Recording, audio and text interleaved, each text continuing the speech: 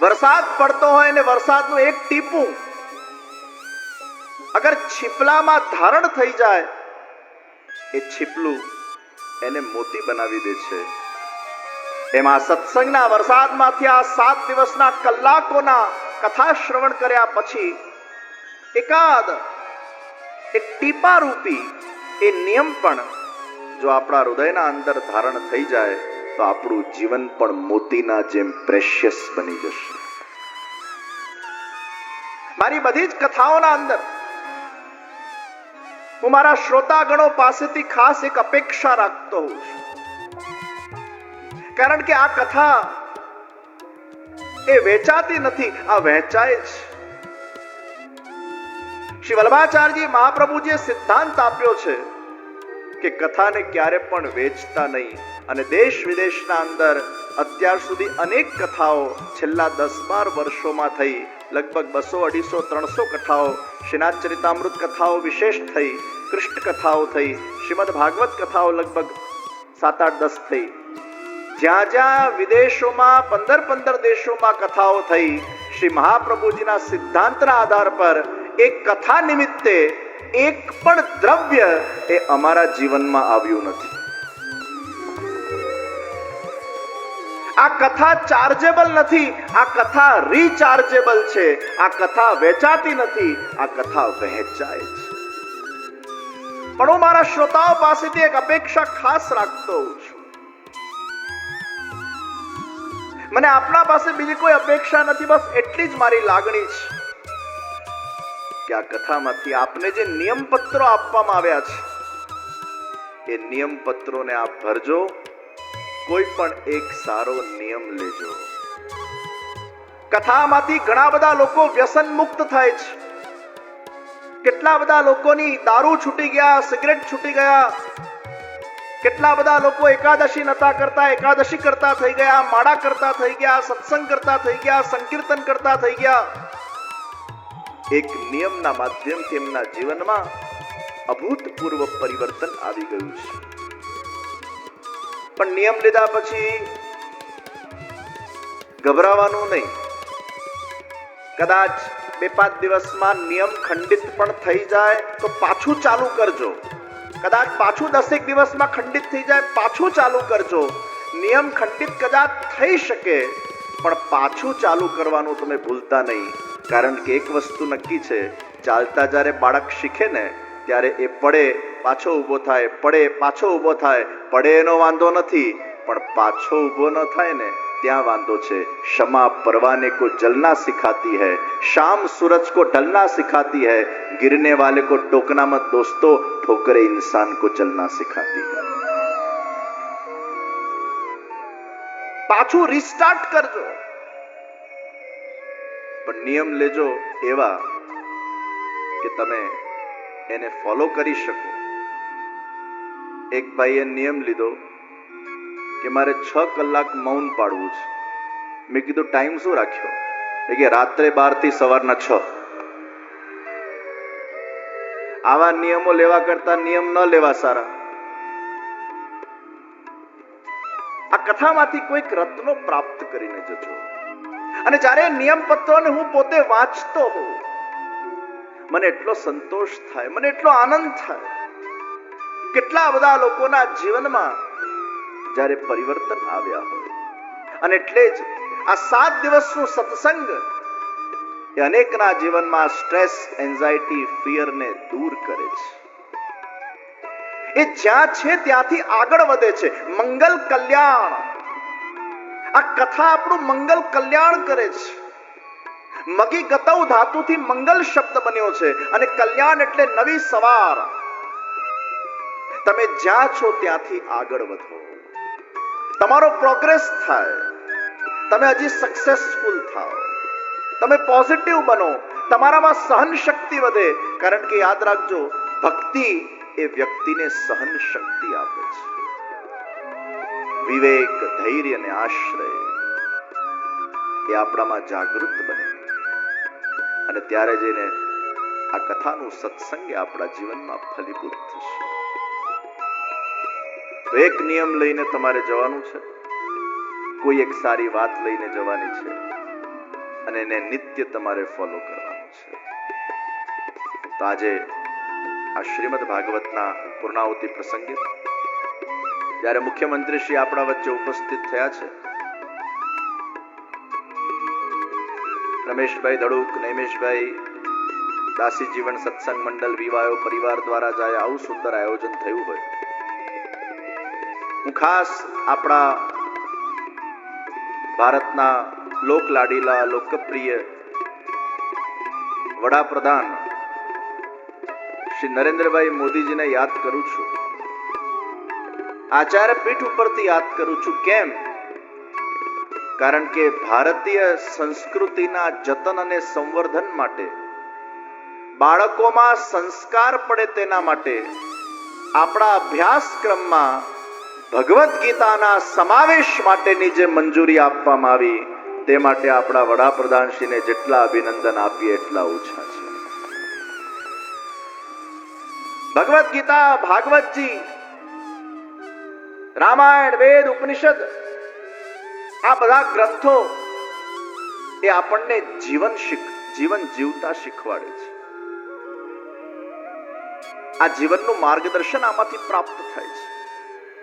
અને મુખ્યમંત્રી જ્યારે અહીંયા ઉપસ્થિત છે, ગૃહમંત્રી જ્યારે અહીંયા ઉપસ્થિત છે, ત્યારે હું એક વાત ખાસ કહેવા માંગુ છું કે આપણા અભ્યાસક્રમના અંદર જેમ ભગવદ્ ગીતાનો સમાવેશ કરવામાં આવી રહ્યો છે, તેમ એકાદ પીરિયડ હ્યુમન વેલ્યુઝ ઉપર પણ ભણાવવામાં આવે. અને આ હ્યુમન વેલ્યુઝના અંદર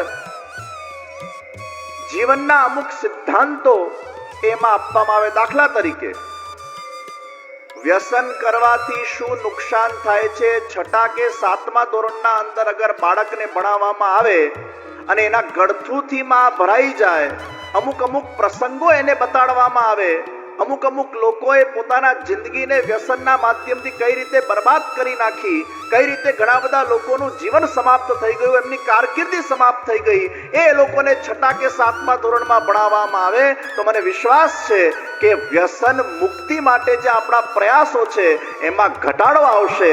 6 કે 7મા ધોરણમાં જે બાળકના મનમાં સંસ્કાર પેદા થઈ જશે કે મારે આ વ્યસન નહીં કરવું જોઈએ. આજે ગર્ભ સંસ્કારના સંસ્કારો આપણી ભારતીય સંસ્કૃતિના અંદર ગર્ભાધાન નો આખો પ્રકાર છે, એ લુપ્ત થઈ ગયો છે. આજે 8મા 9મા 10મા ધોરણના અંદર, 11 કે 12મા ધોરણના અંદર અગર ગર્ભ સંસ્કાર ઉપરના વિષય ઉપર આજે બાળકોને, છોકરાઓને ભણાવવામાં આવે કે ભવિષ્યના અંદર એ લોકો કોલેજમાં જશે, ડિગ્રીઓ પ્રાપ્ત કરશે, એમના લગ્ન થશે, એમના છોકરાઓ થશે, તો ગર્ભાધાન પહેલા 15 દિવસ પહેલાનો વ્રતનો આખો પ્રકાર છે, બ્લડ શુદ્ધિનો આખો પ્રકાર છે, અમુક પ્રકારના પોતાના ઈષ્ટદેવના જપ અનુષ્ઠાનનો પ્રકાર છે, અમુક પ્રમાણે સાત્વિક ભોજનનો પ્રકાર છે. અને એમ કરીને તમે આખા તમારા બ્લડને શુદ્ધ બનાવો. કારણ કે બીજ શુદ્ધ થવું જોઈએ. પુરુષ એ બીજ છે તો સ્ત્રી એ ખેતર છે. જ્યારે એ પવિત્ર બીજ ખેતરમાં આરોપિત થાય અને યોગ્ય રીતે એની માવજત કરવામાં આવે તો એક યોગ્ય સંતાનને આપણે પેદા કરી શકશું, જે સમાજના અંદર આદર્શ રૂપ બની શકે. સુસંસ્કૃત સમાજનું નિર્માણ કરવા માટે, સુસંસ્કૃત બાળકનું નિર્માણ કરવા માટે યોગ્ય રીતે ગર્ભાધાન, ગર્ભ સંસ્કાર અને બાળકોના જન્મ્યા પછી પણ એને આપણા સંસ્કૃતિનું યોગ્ય શિક્ષણ આ રીતે આખું જો એને આપવામાં આવે અને આની અવેરનેસ અગર સ્કૂલને અભ્યાસક્રમના અંદર લાવવામાં આવે તો મને વિશ્વાસ છે અગર એક ફેક્ટરીના સામાન્ય પ્રોડક્શનના અંદર પણ આપણે આટલું બધું ધ્યાન રાખતા હોઈએ ક્વોલિટીનું, તો એક બાળકનું સર્જન થતું હોય એની ક્વોલિટીના પ્રોડક્શનમાં કેટલું ધ્યાન રાખવું પડે. અને એટલે જ આ આપણા સંસ્કૃતિના અંદર, આપણા ધર્મશાસ્ત્રોના અંદર જે આપણને માર્ગદર્શન પ્રાપ્ત થયું છે એને આપણે બધા આત્મસાત કરીએ. તો નરેન્દ્રભાઈ મોદીજીનો ખૂબ ખૂબ હૃદયથી ઋણ અદા કરું છું કે ભગવદ્ ગીતા માટે જે એમને ભાવ પ્રગટ થયો છે. અને ગુજરાત તો છે ને નેતૃત્વની ભૂમિ છે. હું ઘણી વાર કહેતો હોઉં કે ઉત્તર ભારતમાં જાઓ ને તો ત્યાં વિશેષ રૂપે હૃદયનું પ્રાધાન્ય છે, દક્ષિણમાં જાઓ તો બુદ્ધિનું પ્રાધાન્ય છે, બંગાળમાં જાઓ તો ભગવાને સંગીત બંગાળને આપ્યું છે, ઈસ્ટ ઇન્ડિયામાં તો કોઈએ પ્રશ્ન કર્યો ગુજરાતને શું આપ્યું? ત્યારે મેં જવાબ આપ્યો, ભગવાને છે ને ગુજરાતને ખીચડી આપી છે. આખા ભારતના અંદર બધા રાજ્યોમાં બુદ્ધિ, હૃદય, સંગીત બધું ગુજરાતને મળ્યું. ખીચડી એટલે આપણે બધા ખીચડી ખાતા હોઈએ છીએ. ગુજરાતમાં બધું જ છે, પણ ગુજરાતની અગર પોતાની વિશેષતા પર અગર વાત કરવામાં આવે તો ગુજરાતને ભગવાને નેતૃત્વ આપ્યું છે. નેતૃત્વ ગુજરાત પાસે છે. અને એટલે જ મહાત્મા ગાંધીનું નેતૃત્વ, લોહ પુરુષ સરદાર વલ્લભભાઈ પટેલનું નેતૃત્વ, આપણા ગુજરાતના જ સપૂત એવા આપણા વડાપ્રધાન નરેન્દ્રભાઈ મોદીનું નેતૃત્વ, અમિતભાઈ શાહનું નેતૃત્વ આ ગુજરાતમાંથી આપણને પ્રાપ્ત થયું. અને એ જ શૃંખલામાં અત્યારે આપણા ગુજરાતના મુખ્યમંત્રી શ્રી ભૂપેન્દ્રભાઈ પટેલ પણ ખૂબ સુંદર રીતે આ રાજ્યને પોતાનું નેતૃત્વ આપે છે. ગંગાજી જ્ઞાન આપે, સરસ્વતી સદવિદ્યા દ્વારા સત્કર્મની પ્રેરણા આપે, યમુનાજી ભક્તિ આપે, તો નર્મદાજી એ નેતૃત્વ આપે અને આપણી તાપીજી એ તપ કરવાની શક્તિ આપે. ગુજરાતના અંદર નેતૃત્વ છે, ગુજરાતના અંદર તપ છે. અને આ તપ એટલે શું? હમણાં ઘણા દિવસથી તપ ઉપર એક ચર્ચા થઈ રહી છે. તપ એટલે શું? તપનું ઊંધું પત થાય. ઉપરથી નીચે પડવું એ પત, નીચેથી ઉપર જવું એ તપ. પોતાની ઉર્જાનું ઉર્ધ્વીકરણ કરવું એ તપ. અને ઉર્જાનું જ્યારે ઉર્ધ્વીકરણ કરવું હોય ને તો શરીરને કષ્ટ આપવું પડે, ઘણા સેક્રિફાઈસ કરવા પડે. કુછ પાને કે લીએ કુછ ખોના પડતા હૈ. ચંદનના લાકડાના જેમ આ શરીરને ઘસવું પડે, ત્યારે જેને એમાંથી સુગંધ મળે એને તપ કહેવાય, જે પોતાના ઉર્જાનું ઉર્ધ્વીકરણ કરી શકે છે.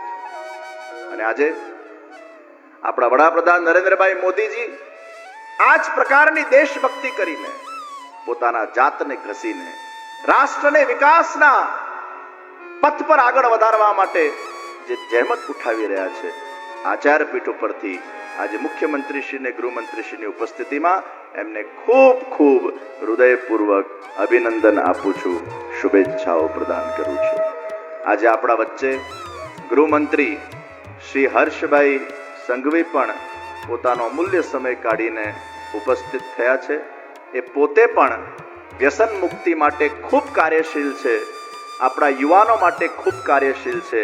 અને આવા એક યુવાન ગૃહમંત્રી પણ આપણને પ્રાપ્ત થયા છે, એનો પણ વિશેષ અમે આનંદ અને પ્રસન્નતા અભિવ્યક્ત કરીએ છીએ. તો મુખ્યમંત્રીશ્રી, ગૃહમંત્રીશ્રી અને ઉપસ્થિત ગઈકાલે શિક્ષણ મંત્રીશ્રીએ પણ પાનસુરિયાજીએ બહુ સુંદર પોતાનું ઉદ્બોધન આપ્યું. એમને પણ આ પ્રસંગે હું વિશેષ મારી શુભેચ્છા પ્રદાન કરું છું.